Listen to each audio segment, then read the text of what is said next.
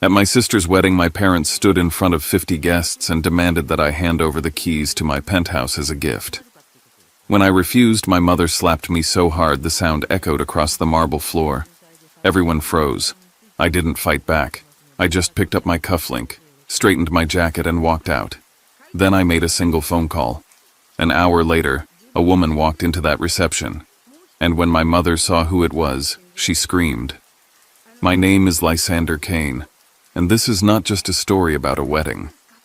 It's about family betrayal, about being treated like I was invisible, and about the moment I finally drew the line. I'm about to share something close to my heart.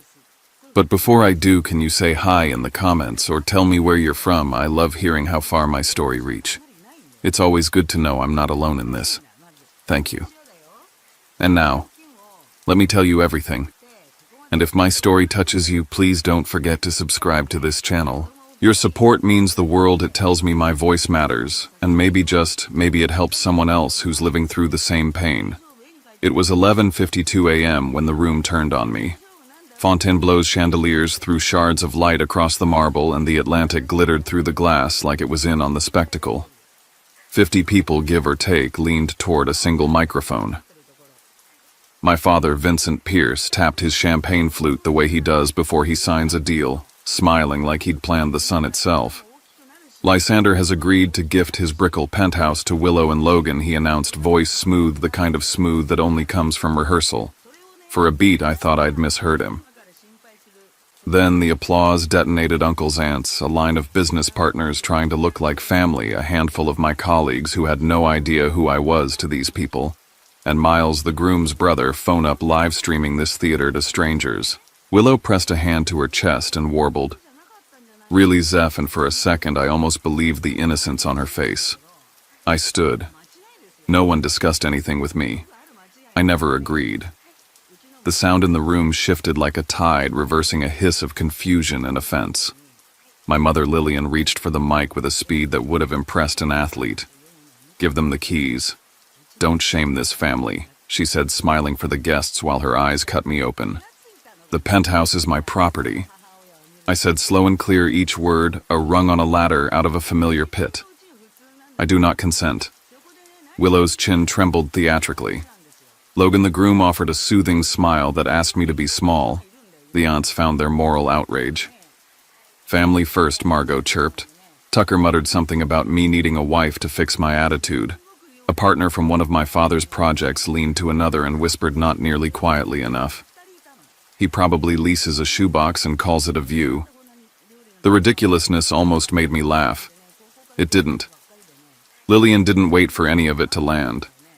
She moved 3 strides across marble, the mic still hot in her hand. "Keys," she commanded, breath loud in the speakers.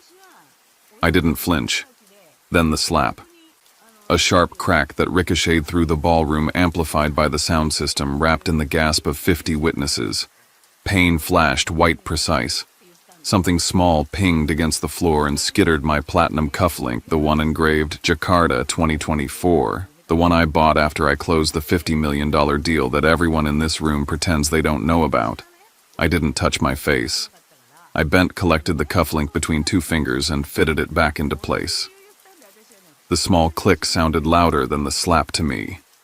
I looked up and straight into Miles's phone, into thousands of eyes that weren't mine to control. The room held its breath like a single lung. "Congratulations on your wedding," I said, voice flat as scalpel. "I'm leaving." I stepped away from the table, past Vincent's frozen smile, past Aunt Celeste's pinched disapproval, past 2 of my colleagues who stared like they were at the wrong screening. The chandeliers burned ice on my shoulders. People parted for me because they didn't know what else to do. In the doorway, I heard my mother again, not words this time, only the animal sound of someone watching a script burn.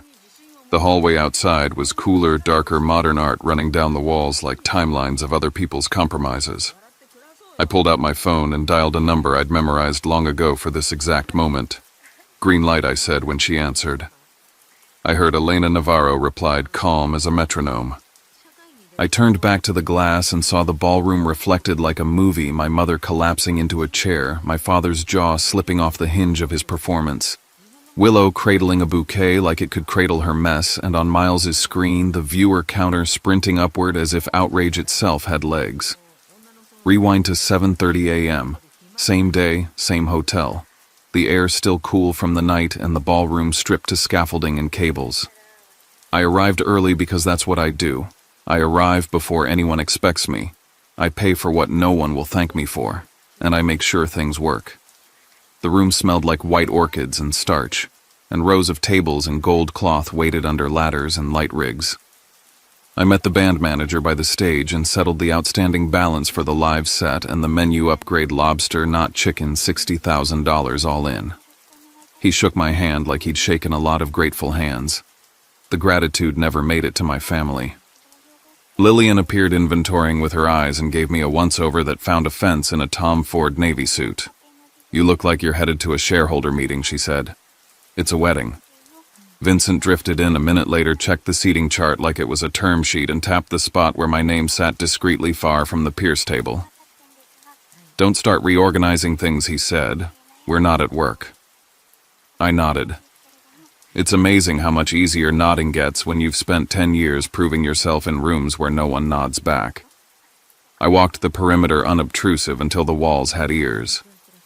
A technician adjusted a speaker near the side hall where the AV station hides. I paused within sight of my parents, and their voices threaded the half-light. After the speeches, Lillian whispered we announce the Penthouse. He won't make a scene. He never does. He'll behave. Vincent agreed like he was talking about a dog who'd finally learned to heel. I stood still and let the words pass through me. Anger is a flare. I've learned to breathe until it becomes a pilot light. My phone buzzed. A message from my assistant with a photo taken minutes earlier from my penthouse terrace Biscayne Bay poured out in sheets of silver skyline standing like it belonged to me, which it did, and a caption I didn't know I needed. "Your fortress awaits, boss." I set it as my lock screen and watched the image click into place. Fortress is a romantic word for a building, but it fit. Past the stage, a door marked Tech opened into the AV booth, a narrow cave of cables and screens. On the main monitor sat a slide deck titled Willow plus Logan Reception. I scrolled curious until my chest tightened. Our new home in Brickell, the slide read, and there in high resolution was my living room, the exact angle from my last architectural shoot. Below the photo, generosity of my brother Willow's speech.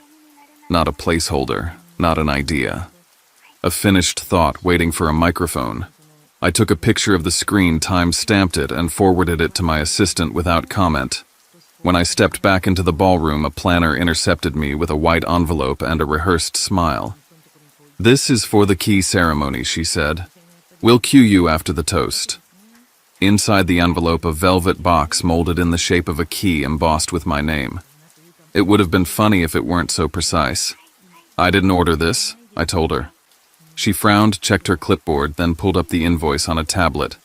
Purchaser Lysander K. Email lysander.kane event, something that wasn't a domain anyone uses. Mind sending me that I asked? She did. I forwarded it too with a single line, "Find the source." As if summoned by the scent of resolve, family drifted over. Aunt Margot clicked her tongue. 30 and no ring, Lysander. "You work too much." "I never promised a house," I said, quiet enough to almost pass as a thought. "Family comes first," Vincent added, passing behind me as if he'd just invented the phrase. "Boundaries are part of family," I said, and didn't mind that he kept walking. The room filled, the orchids warmed into sweetness, and I let the logistics wash over me, the clink of glassware, the thud of bass during a sound check. A planner teaching a junior how to fold a napkin into something that looked like advice. I could have left then and avoided what came later, but leaving would have meant admitting there was a negotiation left in me. There wasn't. My assistant called at 9:18, got something she said. The email was created 2 days ago from an IP block registered to Pierce Properties. The name tasted metallic in my mouth. My father's office, his network, his insistence that I was paranoid when I asked him to keep family and business separate. "Document everything," I told her. She didn't need me to say it. I walked to the terrace doors and looked out at the swath of blue where tourists were already laying out towels. Miami pretends at ease better than any city I've known. Inside, the ballroom hardened from potential to inevitability. The band ran their last chords. The decorator set the key ceremony envelope near the dais as if it had always belonged there.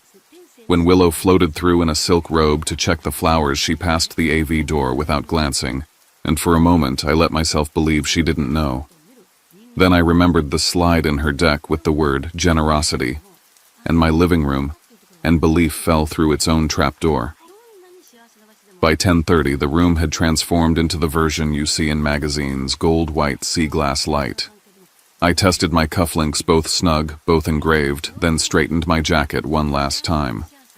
I found my seat far from the Pierce table, close enough to an exit to feel honest about it. My phone vibrated again with the lock screen Biscayne bright and impossible, and I smiled at the private joke of calling a penthouse a fortress at the private promise that I would treat it like one. What I didn't know, what I couldn't have known, was how loud a boundary can sound when it finally lands in a room built to silence it. But I knew enough. I had proof, I had a plan, and when people who raise you insist you owe them what you earned, planning is love for yourself. At 11:40, the guests began to arrive in earnest, business partners in summer suits, cousins who judge as a hobby, colleagues of mine who still think I'm an analyst because I never corrected them. Miles framed angles with his phone. Lillian surveyed her kingdom. Vincent shook hands like he was stapling goodwill to the table. I sat and breathed the cufflink cool against my wrist, the word Jakarta pressing into my skin like a reminder that I didn't build my life by accident. By 11:52, there was only the mic and my father, and the sentence that tried to conscript me. The rest you already saw. By mid-morning, I had retreated to the hotel's private lounge, a quieter floor above the chaos where the walls were paneled in pale wood and the windows opened onto the Atlantic. The air was salted and still. I spread my phone and a stack of printed contracts across a low glass table, scanning them the way I used to scan term sheets at 2 in the morning. My cufflinks glinted against the PDFs as though reminding me of who had earned them. In the compensation agreement I'd signed last year, Clause 15.3 was underlined in yellow: anti-coercion. It stated in legal prose that the penthouse awarded to me could not be transferred under pressure from family, social expectation, or public demand. It was the kind of clause most people skim over. I had insisted it be there. I dialed Elena Navarro. She had been my mentor for 5 years, and though her tone was always steel, it had become the closest thing to reassurance I had. She answered on the second ring. "Are you in position?" she asked, as though this was a negotiation rather than a wedding. "Yes," I said. "If they force me in public, we use green light." There was a pause, then her voice softened into something I rarely heard. "They will overreach. When they do, they give us the opening. Let them. We'll shine the light." "If I have to light it up," I said, "I'll burn every bulb." After we hung up, I called my assistant. She was already at her desk across town dashboard, glowing with feeds and alerts.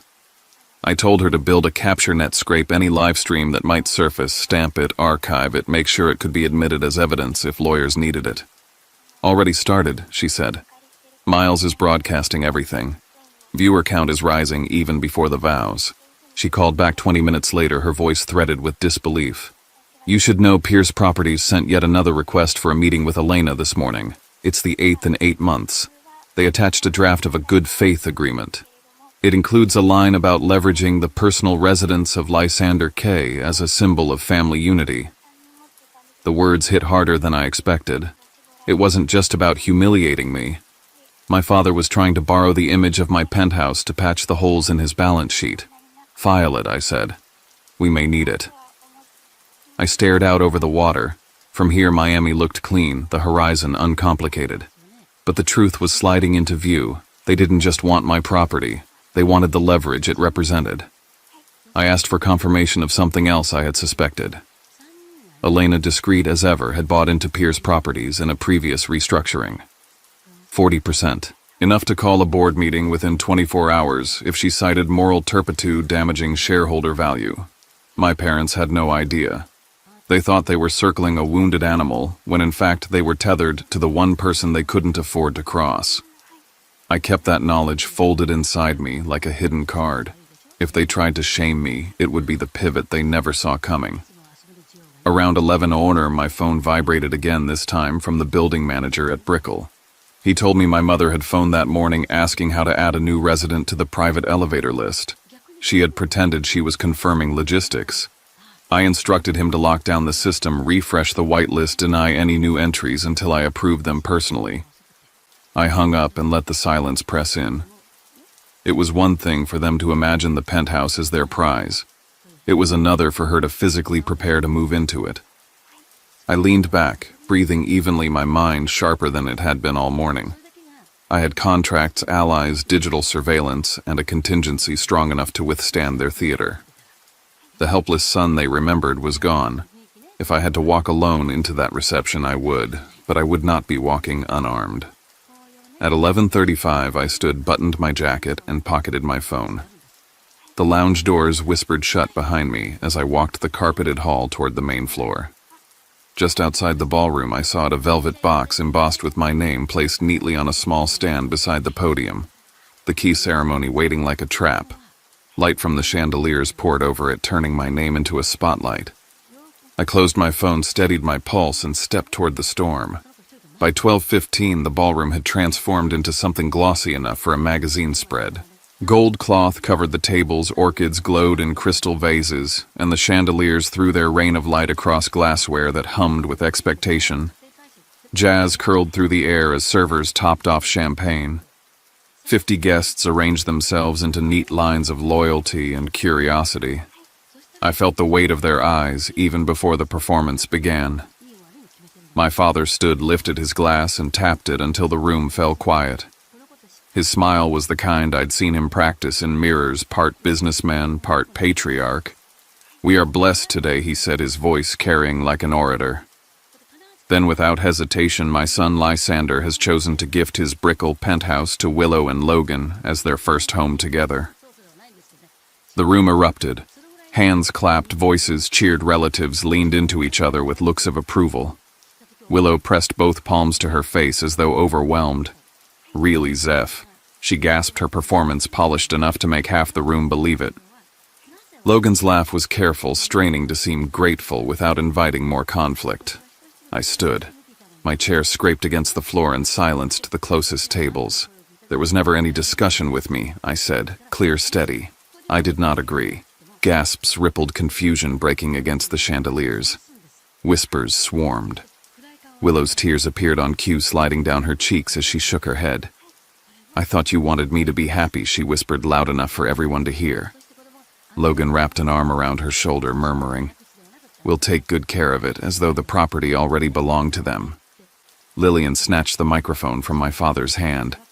"Hand over the keys right now," she barked, her voice ringing through the speakers. "Don't disgrace this family." The air thickened. Miles stood at the edge of the dance floor, phone lifted high, capturing every frame. My own screen buzzed in my pocket. A message from my assistant. "It's trending already. Thousands are watching." Margot rose from her seat, voice sharp. "Family is everything, Lysander. You should know better." Tucker leaned back with a grin, adding, "If you didn't work yourself to death, maybe you'd have a family of your own." Their words mingled into a chorus of condemnation, the kind of pressure designed to crush anyone who still believed approval was survival. I inhaled once, twice, steadying myself with the memory of Clause 15(3) etched into my mind. The penthouse was mine, protected by law and earned by blood and hours they never saw. I reminded myself they could shout, but they couldn't rewrite contracts. Across the room, one of Vincent's partners leaned to another and muttered, "If he really bought it himself, fine. But my bet, it's debt." The comment sliced through the hum, landing sharp in my ear. Their doubt was the story my parents had curated for years, that I was all appearance, no foundation. I felt the sting, but my hands stayed loose at my sides. My eyes swept the room. A few colleagues of mine seated far from the Pierce family exchanged glances. They knew who I was, what I had built, but they kept their silence.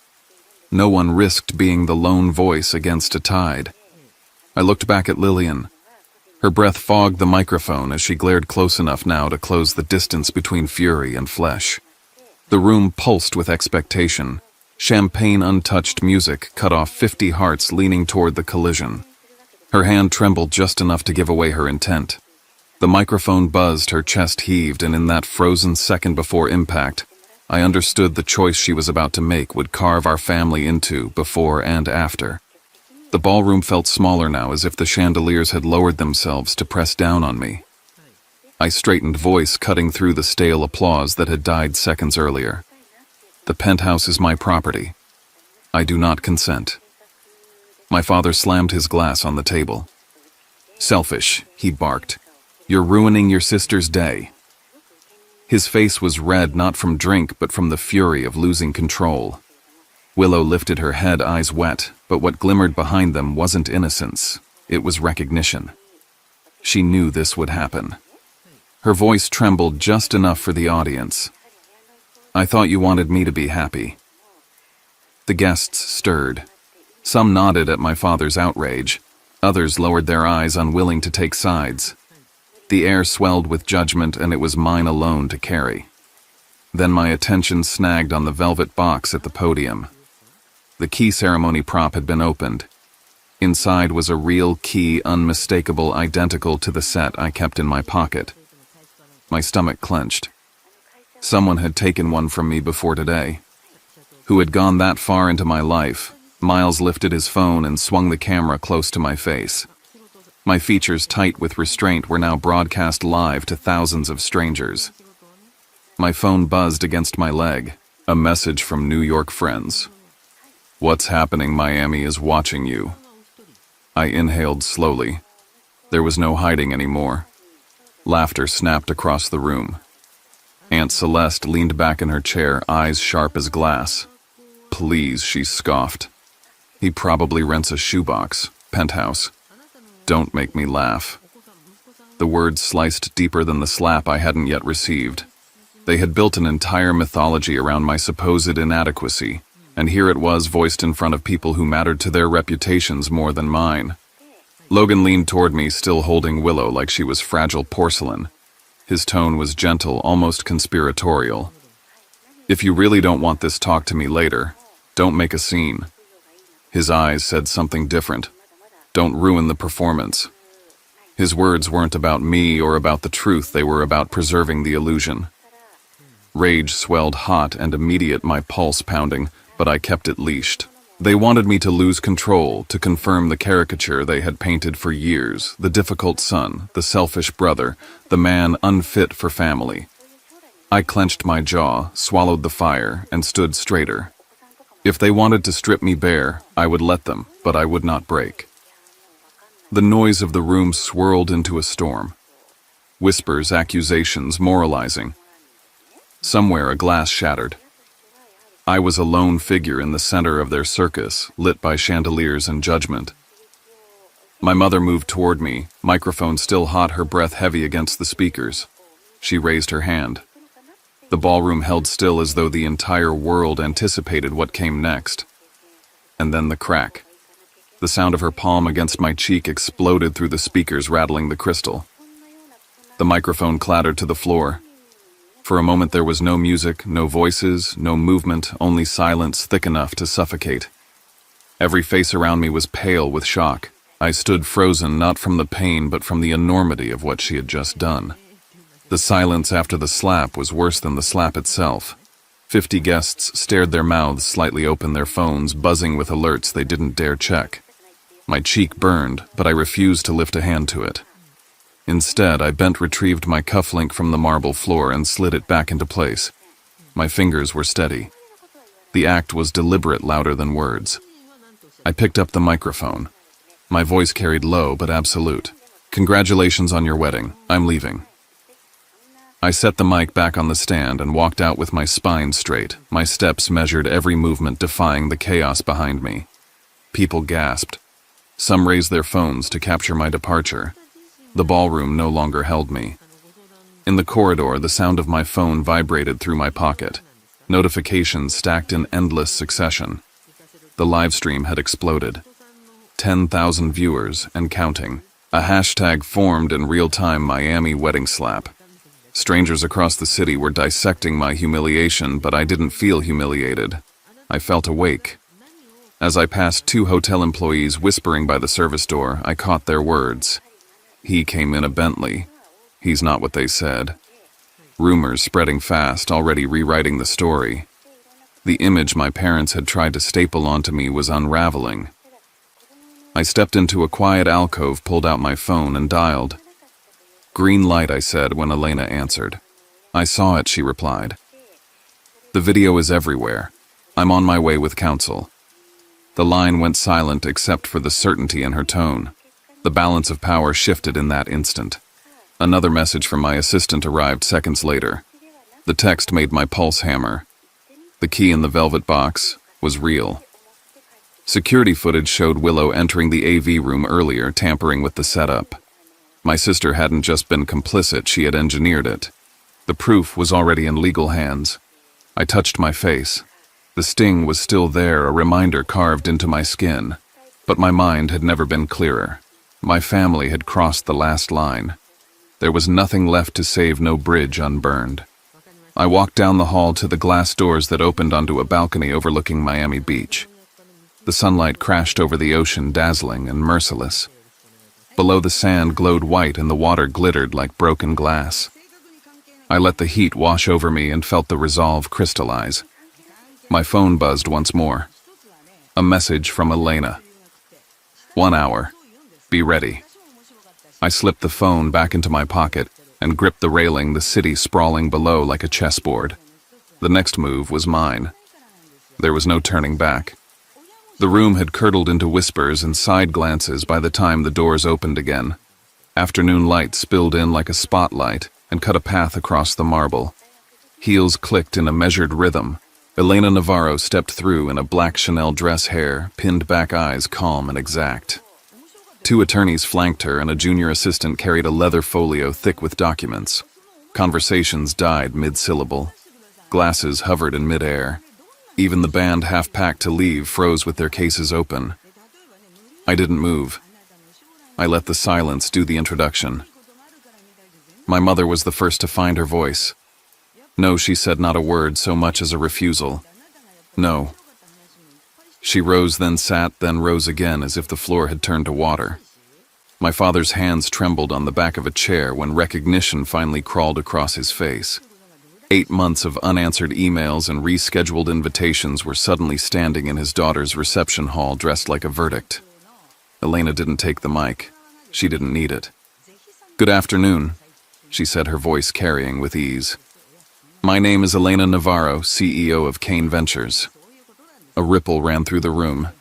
Heads turned toward me. "Mr. Kane," she continued, nodding, "serves as our Vice President of Strategy. He led the Jakarta expansion last year and our recent initiatives in Singapore and Tokyo." She let the facts settle where the gossip had been. The contrast was surgical. My mother lurched toward the nearest ally and found none. My father attempted a smile that didn't make it to his eyes. "This is a family matter," he said, reaching for diplomacy that had saved him in other rooms. "With respect, Ms. Navarro, perhaps." Elena lifted her folio and unfolded a contract sleeve. "Clause 15.3, she said. "The residence at Brickell awarded as compensation is expressly protected from transfer or reassignment under familial or social pressure. Any attempt to coerce, announce, or otherwise compel a gift is a violation of Mr. Kane's rights and subjects the coercing party to civil remedies." She paused, and given the presence of investors and partners here today, such conduct may rise to the level of behavior detrimental to stakeholders. A hush settled deeper than the last. A few guests slid their phones lower to their laps to capture more discreetly. I stood beside Elena, hands at my sides, face composed, letting the weight of simple sentences do what shouting never could. Then she laid down her next card. "For transparency's sake," she said, "Kane Ventures currently holds a 40% stake in Pierce Properties through a prior conversion. In the event of continued misconduct or refusal to correct the public record, I am prepared to call a special meeting of the board within 24 hours to consider leadership remedies. An apology and retraction within 48 hours would be prudent." The words struck the room like a bell. My father's eyes flicked from Elena to me and back again, searching for an angle that wasn't there. My mother shook her head, lips moving soundlessly. Someone near the back exhaled an oath. The taste of cheap triumph didn't appeal to me. What I felt was relief, the kind that arrives when the truth puts its hand on your shoulder. Elena nodded to her attorney, who stepped to the AV stand and tapped a laptop awake. The projector flared to life. "We'll keep this brief," the attorney said and cued a short clip. The timestamp was early morning. The camera above the side hall looked down on the door marked Tech. Willow appeared in the framed silk robe, hair and rollers, glancing both ways before slipping inside with a white envelope in hand. The video paused on her face as she placed a velvet box on the podium and adjusted the slide deck. A murmur rose, then receded like a wave. I heard Logan's breath catch. His family stared at him as if he had authored this too. Willow stood motionless, a bouquet wilting in her grip. Across the ballroom, Miles's live counter jumped. People announced numbers to no one in particular, 20,000 watching, then more. "This will be the wedding Miami talks about for years," someone whispered, not unkindly. A few guests set their glasses down with small, decisive clicks. One of my father's largest partners stood smoothing his jacket. "In light of this," he said, not raising his voice, "we'll be pausing our transaction until your governance is clarified." He nodded at Elena, then at me, then walked out. 2 others followed. The vacuum where my father's certainty usually lived became visible. I didn't gloat. I didn't move closer. I simply met my father's gaze and held it. He looked at me like a man who'd misread every chart and now saw where the line truly bent. My mother slumped into a chair, the rage gone, the performance finished, only fatigue left behind. Willow's tears finally came for real when Logan stepped back from her and stared at the floor. I felt Elena's presence beside me like a steady column. For the first time today, I wasn't a lone witness to my own life. I didn't have to explain. I didn't have to argue. Standing still was enough. My father turned, voice roughened into something raw. "You've destroyed this family," he said, and the sentence sounded like he believed it. I let the quiet widen until it could hold exactly what I meant. "No," I said. "You and Mom did that yourselves." The room exhaled with me. A songbird of a woman in the corner started crying softly for whom I didn't know. The light caught the crystal in a different way. The afternoon kept moving forward with or without their permission. That night, the city burned with light as if nothing had happened, but inside my penthouse, the silence carried its own weight. Biscayne Bay stretched out black and endless skyscrapers shimmering in its reflection while I stood at the glass wall with a glass of water in hand. My cheek still burned faintly from the slap, though the sting was nothing compared to the clarity that followed. The phone on my counter pulsed with messages, friends, colleagues, strangers, all of them witnessing the collapse I had lived through for years. I let it buzz. I wasn't ready to answer anyone.